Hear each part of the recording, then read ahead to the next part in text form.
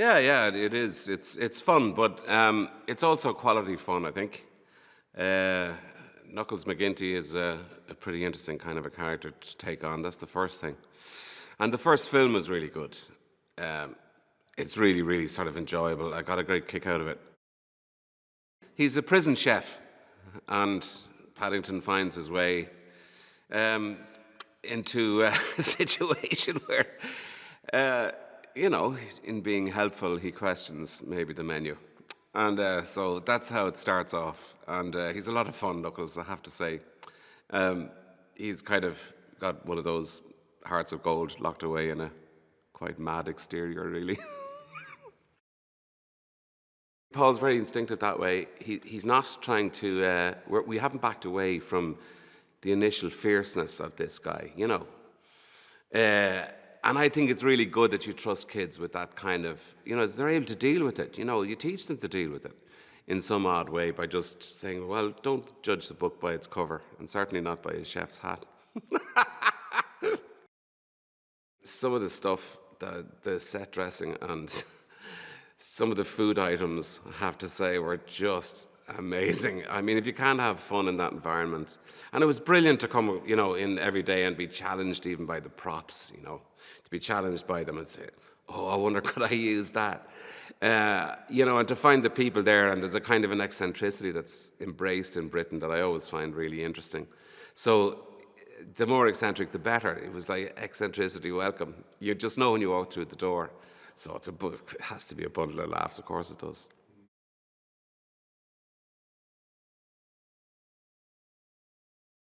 It's such a warm place. It's Paddington's core values, his decency, his sense of right and wrong, his ability to make the world a better place for most everyone he comes into contact with, is such fun to describe and to film. And the Brown family, Julie Walters, Sally Hawkins, Hugh Bonneville, and wonderful children. It's such a wonderful unit and such a pleasure to film with them and see them bring those characters to life.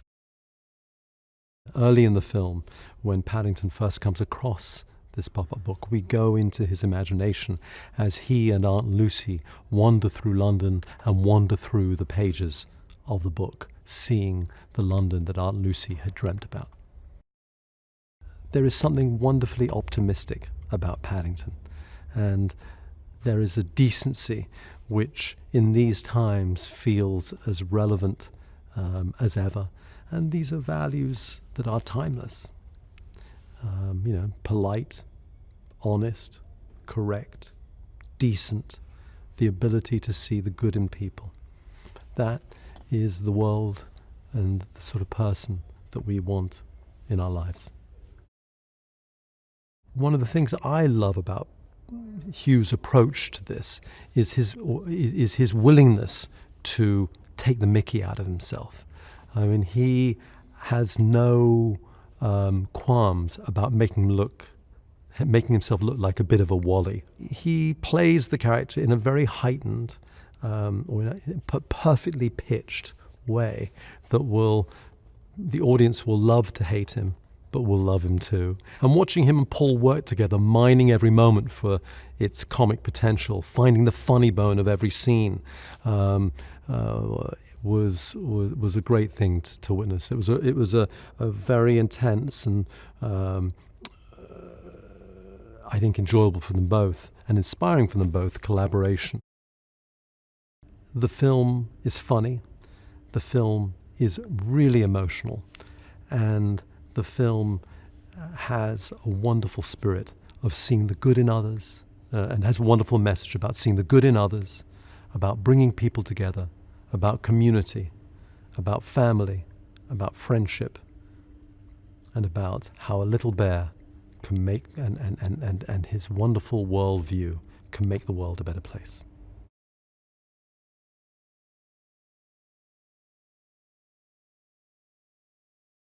Well, I think we were all so thrilled with the way that the first film enchanted audiences around the world that not to come back would have been quite churlish. So it's lovely to be in the company of the bear again.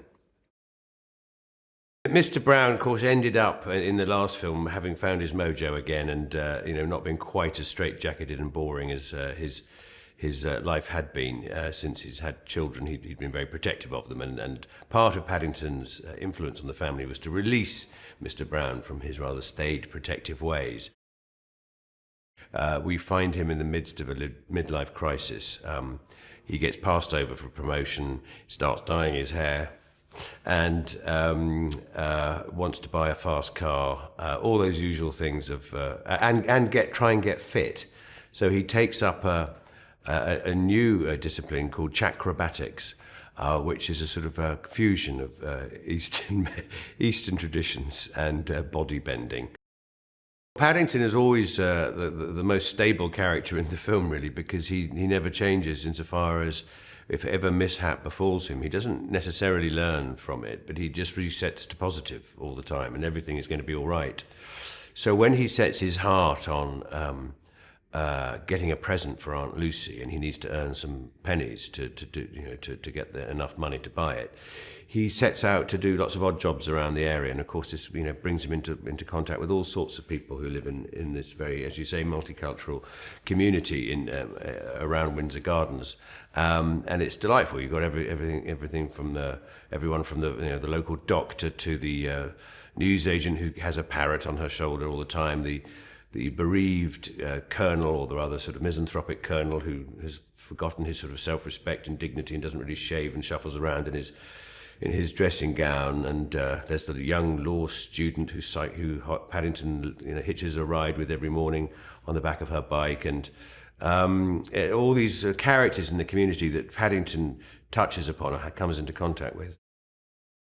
So what is it to be British? I think it's to be quirky and tolerant and full of contradiction. And the first film was, to an extent, a love letter to London. Let's face it, it was full of all those glorious chocolate box images that overseas people, when they come to visit, want to go and tick the boxes of. And this film underlines that with even greater definition, because part of the plot involves going to some of the iconic landmarks around London.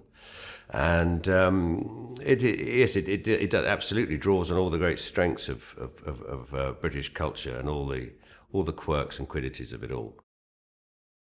Paul's contribution can't be praised highly enough, because it really is the fruition of what he's been thinking about and what takes place in his imagination. He goes into this strange sort of hard stare place, Paul. You can tell, I think he's exactly like Paddington, where he's worrying away in his head about why he's not serving this scene properly. And then he'll come up with a new way of doing things, or revisit a scene a few days later, and he'll say there's a bit there that isn't right. And it's not a way I don't have that imagination that he has, and I admire it hugely, because it is always striving to be better and more cinematic and more entertaining, and he never loses his sense of fun in it all. And I think, as I say, that is complemented by Lindy Hemming's touch with the colours of the costumes and the type of costumes, and the progression of costumes as the mood changes through the film. I remember in the first film when I started off literally wearing grey suits because Mr. Brown was so grey and dull, and he ended up in sort of fiery red as he was climbing around the top of the Natural History Museum. So we've got similar sort of patterns through this film. And Gary Williamson's extraordinary and beautiful designs. I love one of my favourites was in the first film, The Geographer's Guild, which was a stunning enough building in itself. But then when you see all the added touches, these strange pipes and sort of almost steampunk type inventions that he'd added to it, gave it a wonderful classic, yet you could believe it still existed in the contemporary world.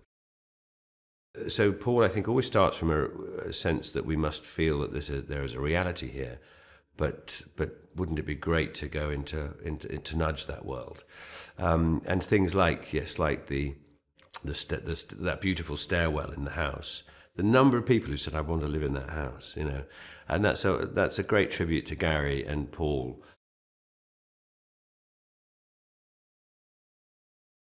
My character, Phoenix Buchanan, is an ex-star of the West End Theatre. I say ex because his career has taken a downturn, largely through his own fault, because his incredible vanity and narcissism meant that he became unhappy working with other actors because he couldn't bear any of the others getting any attention. And in the end, he stopped getting work, and by the time our film starts, he survives on scraps of TV commercials for dog food. And my only guide was the first Paddington, which I loved. And then in terms of how broad to make my character, well, talking about costumes to Paul King. And he kept saying, bigger check suits, madder hats. I thought, okay, well, it can be quite big. It is an idealized London we see, but an unashamedly idealized one. It's not like we're just leaving out the ugly bits. It's a bit like the tone of the whole film, which is it's knowingly and self-avowedly positive. Not just about London, but about human beings, about the power of being decent and well-mannered in the way that Aunt Lucy taught Paddington to be, and how if you are that, things will come right. If you've just watched the film and then you have a drink with Paul for the first time, you think he is the bear. Their eyes are the same. But then you have to remember, when they're doing the bear with the computer guys, Paul tells me that he acts out the scenes quite a lot for them. And so it's not surprising they've ended up creating a bear that looks and behaves a bit like him. Absolute no-brainer to come back and be Mr. Gruber in Paddington. It was a great fun to do last time, and the film was fantastic. It's really surprisingly wonderful. It was a delight, wasn't it? So, yes, I was rather hoping it would come back, because I just like everyone. It's all a very happy bunch, and Mr. Gruber's a lovely chap. The CGI is just breathtaking. To get that level of humour into a CGI bear is just mind-blowing. How to get him to be funny. I mean, it's hard enough being funny when you've got your own face to deal with, but to create it frame by frame is just gorgeous. All that sort of set does so much of your acting for you. You're just there, you're in character, and Mr. Gruber is at home. He's absolutely delightful anyway, but he's very good with actors and very good with working on the script with actors and getting input from us and enjoying it. But he's so smart, he's got such a sharp brain, but totally very relaxed set altogether, and where you can be as creative as you can be, as you want to be. It sets up a very good working atmosphere.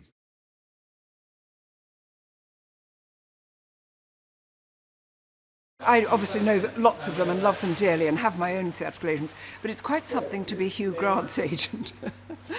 The lovely Phoenix Buchanan, and you can imagine what he's like, just insufferable actually, unbelievably vain, very beautiful, sort of a matinee idol kind of and I think Flick is pleased to have him on her books, but I think he's quite a handful. I saw the first film. I wasn't in it, but I saw it and I adored it. I thought that it was one of the most successful transitions from a character much loved by everybody in the world who's read about him, and you always bite your nails and think, oh, I hope it'll be okay. And it was beyond okay. It was sensational. So I jumped at just being a tiny part in this film. I think because the character himself is so adorable, there's something divine about coming along saying, please look after this bear, and he's just got marmalade, and the hat, and the whole look of him is so adorable. But what I love best of all is that they didn't make it sentimental, they didn't make him sickly sweet.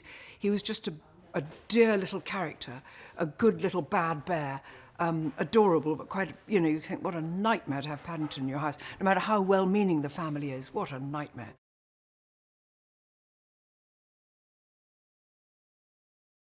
It was definitely a nice job, and this one is as well, because this one is even better because we know one another, and it's not new it's lovely when things are new, it's exciting, but there's something gorgeous about coming back to the same characters with the same... We feel like a little bit of a family, the Browns and Mrs. Bird.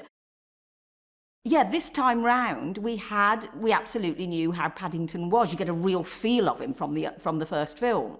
So you do get an idea of who you're dealing with when you're talking to him, She is part of the family because she is a distant relative of the Browns. And so they've taken her in. She keeps everything in order.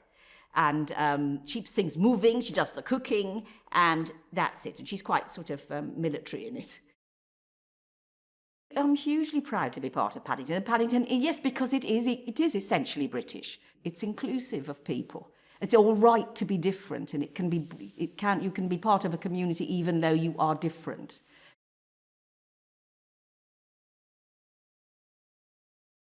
I think they've still got the natural side of being a slightly dysfunctional family, like any family, of the stress on a school morning of making sure that everything's sort of together. But I think from the first one, you can see that they've grown quite a lot together, that they are more together and they do spend more time together. But actually each individual character has grown quite a lot, and they're each trying different things, and it's nice. It's not too much of a jump, which I think is really important, that it's not it's not unrealistic that suddenly they're all together and everything's fine, and it's really realistic that they've grown, but they've still got that slightly stressful life like any other family, and I really like that. From the first one, obviously my character was all about fitting in and sort of getting into the new school and everything like that, whereas this one, because of the whole broken heart thing, she's kind of branched out on her own, and she's got the whole thing of being an independent woman, and so that's been really interesting to play that instead, and she's also a bit nicer this time, so that's good. I mean, Hugh's great, he's brilliant, and when I found out that it was going to be him, I imagined it so well. I was like, that is perfect, that really does fit, because he's very good at sort of playing the modest but not modest type character that is Phoenix. He does that brilliantly, and we've got a much bigger core cast this time, which is really nice. We've had some great people in playing all the neighbours, and I love that because it's definitely Paddington's influence on everyone outside the family this time as well. So you get all of the actors and actresses we've had. It's been absolutely amazing. We've got a really great cast, and yeah, it is hard to follow up Nicole. She was so great. I think because it's obviously with Michael Bond's first creation of him being quite a while ago, I think so many people have known him from whatever age they are. And they've either grown up with him or they've known him from purely just going to Paddington Station and going to the shop. They know of him. And he's known so well. And I think that because of that, it means that anyone who sees the film can either relate to it somehow or see that there's aspects of what they saw as a child with the original. They can see that in it. And I don't know, I think that because it's sort of, there's something in it for everyone, that's why it is so charming, and I think so many people can watch it and find at least one thing in it that they like about it. And I'm not just saying that because I'm in it, but I think it is true that people can find something that they like about it, and he does have the effect on the family because he's just so lovely, and he's kind, and he's like a little child. And it's really endearing. Yeah, it's really sweet.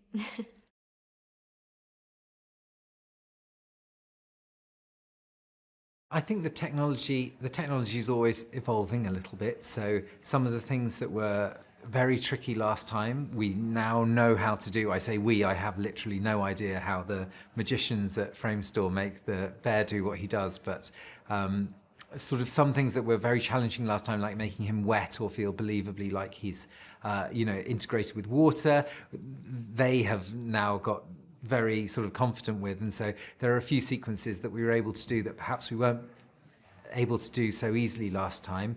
But that said, the attempt has been to keep the same bear and the same feeling bear, and you know, keep Paddington as we've sort of come to love him, because we felt that the character was so beautiful last time, and the design of the bear sat so beautifully with Ben's voice that it was really sort of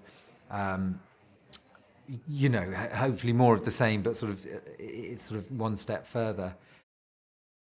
And as a writer especially, but the director as well, it's lovely to be able to take the characters on the next step of their journey, and that felt really good. And there's a sort of lovely feeling on set as well, because you know these people quite well, and you know it's nice to see them again, especially Sam and Maddie, who are of course, you know, a couple of years older, and it's lovely to see them growing up and be able to sort of see how they've changed across the film. Especially Sam, who's about 3 feet taller, it feels, but probably only about 6 inches really. Hugh is a brilliant comic performer who not only manages to sell every joke exquisitely, but also brings a real heart and humanity to the performance. And I think what's lovely about the way he plays Henry is he's able to take the character to these really extreme situations. He sort of ends up straddling 2 trains, and yet you always believe his character completely. And it's great fun with Henry, because he's such a sort of nervous, sort of slightly uptight character. It's great fun to put him in these ridiculous situations where he's going to have to maintain his sort of English dignity and his sort of Lord Grantham qualities in a really preposterous situation. So that's great fun, and it's lovely working with him on those things. He's such a precise performer, and he's able to find the perfect eyebrow lift at the perfect time to sell every joke. Sally brings tremendous warmth to the character. I think she's brilliantly funny in all sorts of situations, and does these wonderful little reactions, things I'd never write, just like a little awkward laugh in the break-in where I always just go, oh, every moment you want in the edit that you suddenly go, oh, I wish you'd done something like that, and she's done it. She's so far ahead. She's so smart, but she also manages to bring huge amounts of heart and warmth to the role, and you really believe, I feel, her relationship with Paddington, that she sort of adopted this bear and loves him as much as her own children. Initially, I was quite nervous about giving the part to Hugh Grant. He's not somebody I knew at all. I hugely admired him for years, and we did have him in mind from day one of writing the script. The character was actually called Hugh for a while. We really sort of had his voice and his sort of persona in mind when we were writing it. But the character is an actor who's slightly over the hill, and he's not in the first bloom of youth anymore, and his glory days are slightly behind him. And while we thought that Hugh Grant would be a terrific performer for this, we didn't want it to look like that's what we thought of him, because of course he's brilliant and being nominated for awards around the world and winning lots of prizes, and he's still brilliant. So I was slightly nervous about whether he would take it as a personal insult, but Hugh is fortunately the most good-natured, well-humoured person I've probably ever met in my life. Nobody takes themselves less seriously than Hugh Grant, so I think he saw it as a complete hoot to play this and threw himself in with great abandon. And although Hugh is he's very funny and he's completely unpompous and unpretentious, he's worked with so many people over the years. He was a mine of information for the character, and various absurd people that he's worked with, or he was in plays with, or he's been directed by. And so we had great fun hearing all his anecdotes about preposterous people in show business and putting all their worst excesses into this character of Phoenix Buchanan, who dresses as ridiculously as he acts. In terms of the set pieces, there are 2 scenes that I'm really looking forward to people seeing. Probably the first is when Paddington meets Knuckles in the canteen, which I think is my favourite scene in the film. It's my favourite funny scene in the film, certainly. And Brendan's performance is just perfect. It's very funny and it's very silly, and it's very the way that Paddington naively gets himself into trouble, and that Brendan's character Knuckles toys with him is really perfect, and it was something I'm very pleased with how it turned out. And the other is a set piece later in the film, which is where the Browns break into Phoenix Buchanan's house to try and find evidence to clear Paddington's name. And there's a ridiculous kind of farce as Henry and Mary turn up and Phoenix is coming back, and it's a very sort of intricate set piece. But it feels very funny, and it culminates in this great confrontation between the two Hughs, between Henry Brown and Phoenix Buchanan, and the way they play off each other and the way Sally reacts to them is just divine. I think they're brilliant performances.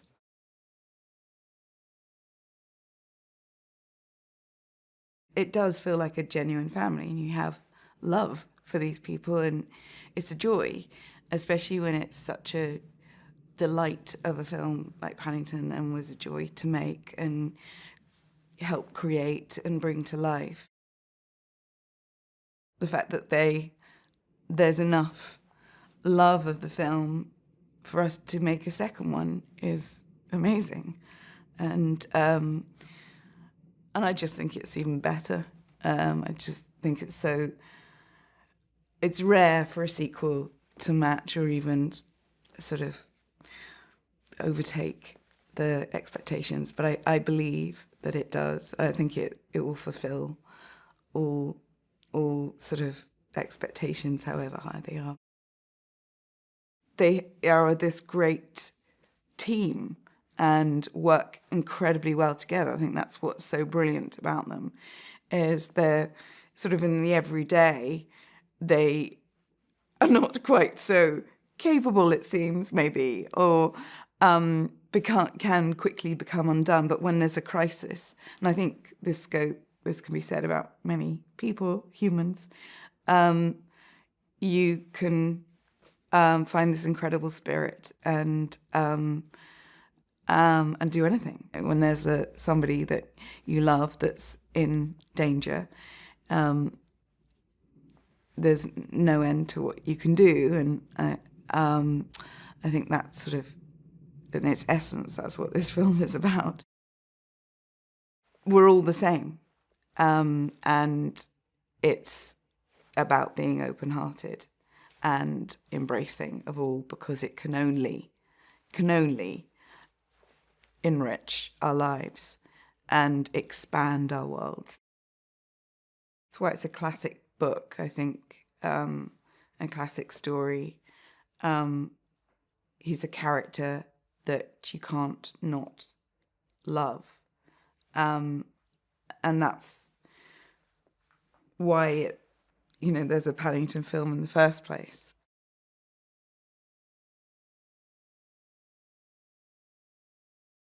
When he arrives at this new school, he sort of decides to change his personality in a way into something that's a lot cooler. But it's sort of like his own costume of a character. So once he'd be in the school, he'd sort of change, and he would look out.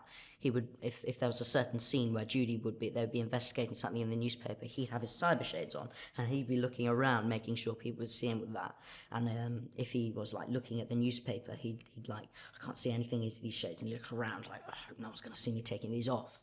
So he sort of wanted to sort of hide his true personality. It was amazing, especially because I have to say, I'm quite a big petrol head, and so is he, so we had a little conversation about cars, and I thought that was quite fun.